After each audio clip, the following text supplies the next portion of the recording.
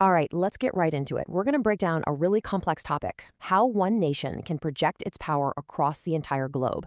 It's a system that touches pretty much every part of our lives, and we're about to unpack exactly how it all works. I know, rule the world sounds like a pretty bold claim, right? But the strategy is built on these really distinct, powerful pillars that influence everything from your bank account to the smartphone in your hand. And believe me, it's about so much more than just military force.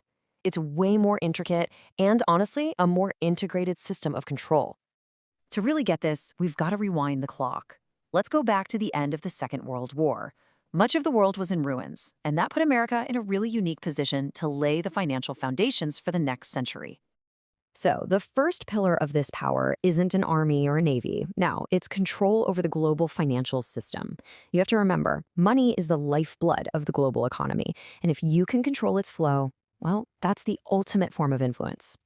So, how'd they do it? Well, by being the main funder of institutions like the International Monetary Fund, the IMF, and the World Bank, the US got the most voting power. This basically gives it a veto on who gets these crucial loans, turning financial aid into this powerful tool of what people often call dollar diplomacy. Now, let's talk about SWIFT. Just think of it as the global financial system's private messaging app. It's kind of like the international version of the routing number your bank uses for transfers at home. It is the universal language that lets banks all over the world talk to each other securely. And here's the crucial point. If a country gets kicked off of SWIFT, like what happened with Russia, its ability to trade internationally is just crippled. Its entire financial system is essentially unplugged from the rest of the world. It is an absolutely devastating economic weapon. This control over financial networks leads us pretty naturally to our second pillar, the digital world that underpins our modern lives. We're shifting from money to data, and this is where American influence gets really, really personal. I mean, just think about your own day. Your phone probably runs on Android, your computer on Windows. When you need directions, you pull up Google Maps. Even the apps you download come from the Play Store. Our entire digital lives are pretty much built on a foundation of American tech. But these services aren't just convenient. They tap into this powerful network effect. The more people use them, the more essential they become. And all that time, they're gathering huge amounts of data on our behavior, which creates this unparalleled understanding of what people are doing and thinking all over the world. And this brings us to the most visible form of power, pure military might. But it's not just about having the most tanks or ships. It's about achieving what military folks call full-spectrum dominance. And they do it using technology that honestly seems like it's straight out of a sci-fi movie.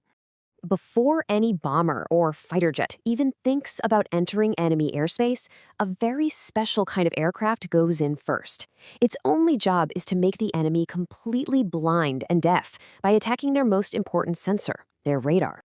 And the EA-18G Growler is an absolute master of this. It's like flooding an enemy radar operator system with thousands of wrong number calls all at the same time. It makes it totally impossible for them to find the real threat in all that digital noise. And then, to top it all off, it can fire missiles that literally home in on the radar signal itself. So once the way is clear and the enemy is blinded, the bombers show up, and each one has a very specific, devastating job. You've got the invisible B-2, the super fast B-1. Together, they represent this whole spectrum of air power. And this right here just perfectly illustrates the technological gap we're talking about. The B-2 isn't just invisible to radar. It's so precise, it can reportedly hit a target the size of a piece of candy from way up high. That level of stealth and accuracy is just an incredible feat of engineering. So you might be wondering, how in the world do other nations respond to this? This overwhelming technological dominance. They can't possibly match these systems dollar for dollar, so they have to try and change the rules of the game completely. Yeah, they don't even try to match it. Instead, they counter with a totally different strategy. If you look at this comparison between a high-tech, multi-million-dollar US drone and its much simpler, low-tech Iranian counterpart, you can see they're built for completely different philosophies of war. This is roughly the cost of just one of those Shahed drones. And get this, it's powered by what are basically 4 simple motorcycle engines. It's incredibly cheap to make, especially when you compare it to the multi-million-dollar systems designed to shoot it down. And this is the absolute core of what's called asymmetric warfare. It's a strategy where a weaker power uses unconventional tactics to hit an opponent's weak spots. I mean, why build one super expensive sword when you can build 10,000 cheap spears? You use simple tech in huge numbers to challenge complex systems. That's the question that is totally reshaping modern conflict and global strategy right now.